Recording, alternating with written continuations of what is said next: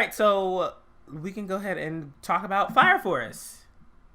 So, I enjoyed this episode. It was just a lot of fighting, though. It was a lot. It was actually interesting. I'm not gonna say the plot really like moved though. It was just like a really good action. I don't know. Yeah, I mean, enjoyed it. episode 4 and 5 probably should have aired together. Yeah. I will say, I guess the things that stood out for me the most was when Shinra got punched by Charon. Oh And yeah. you could hear the bones. I was like, shit. Ugh.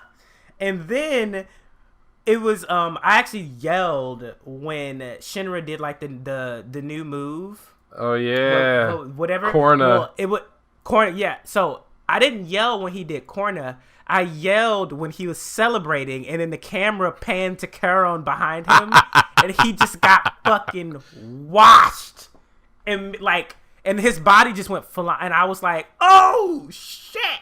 Like I thought he was like hurt. Yeah, he did look washed, and then they cut away. So you're like, is he just done? Yes. Yeah, that was my favorite part of the episode. I enjoyed the fire tornado. I enjoyed the culmination moment of them talking about all of the companies working together. But other than that, I was like, okay, I'm watching. Yeah, I like it.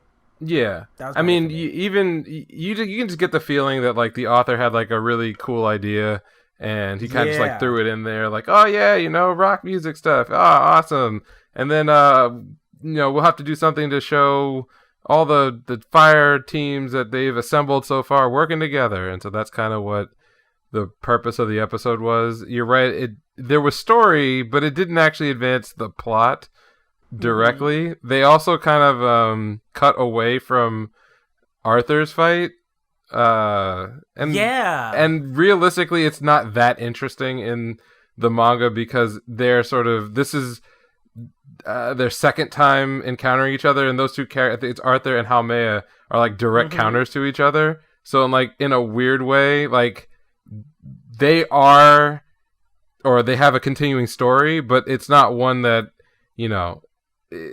that plays into the character of either one of them, because like Arthur's thing is his delusion, and so there are other characters that he has faced and will face that give you more of that, and we kind of got some of his backstory I think in episode 3 or 2 or this season.